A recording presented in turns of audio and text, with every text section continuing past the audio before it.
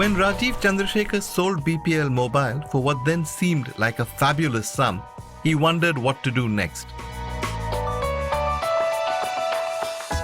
He decided to invest the money in the things that interested him.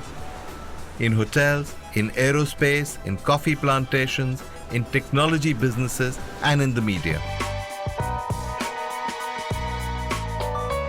Ironically, just one of those investments, in television, worked so well that when he sold it, he made even more money than he'd made from the sale of BPL Mobile. And that was after years of struggle.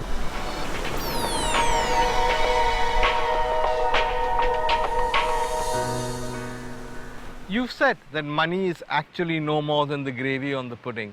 But you have a reasonable amount at the moment. What do you spend it on? What makes you happy? I'm happy doing things that give me a high, and I'm happy doing things with my family that give them a high. And so I like, for example, to invest in businesses that stimulate me. But investment's different from spending. Do you actually spend the money a lot? I spend, of course. I love my cars. I love flying. So I spend on things but I don't spend them because I'm spending them. I spend them because I get a high, out of experiencing what those things give me. Does the money itself matter to you? When you became rich, because you were from a very middle class background, how much difference did it make? Money must matter and money should matter. I think money must matter because you want to improve your standard of living and you want to do things for your kids and your wife that you can't do otherwise when you don't have the money. But I'm not driven by the money thing. I mean, I'm not that excited by being on a Forbes list or an ET list or a Fortune list. But there was a time when you could have lost that money, when the company was bankrupt. Did that worry you, the thought of being poor? It worried me because I had just started a family. And, I'm inherently a paranoid person because Andy Grove's statement always comes back in my mind saying, only the paranoid survive. Right.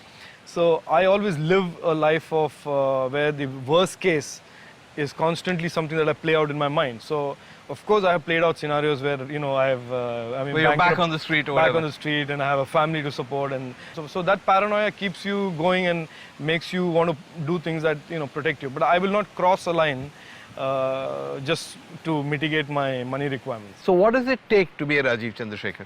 I don't think you should establish a goal to be as being rich, becoming rich. I think... So that's a byproduct? Yeah, that should always be the gravy on the pudding, if you want to call it that. It should be a byproduct. Okay. I think if you are driven by a sense of wanting to achieve and wanting to prove and wanting to establish and wanting to demonstrate something that is yours, there is infinite possibilities in India. But it requires a certain amount of core masala, if you want to call it that. It requires a determination. It requires you to have a mindset of not getting thrown off course by the slightest wind.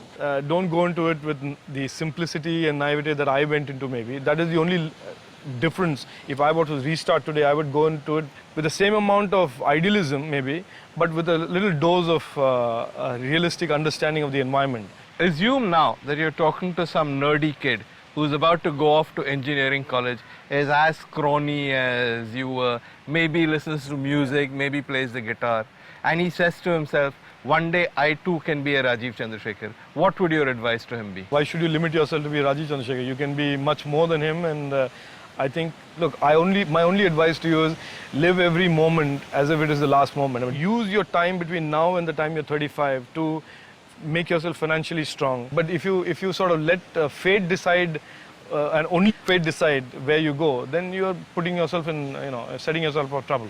And it's possible to do that, you think? Anything is possible. So what does the Rajeev Chandrasekhar story tell us?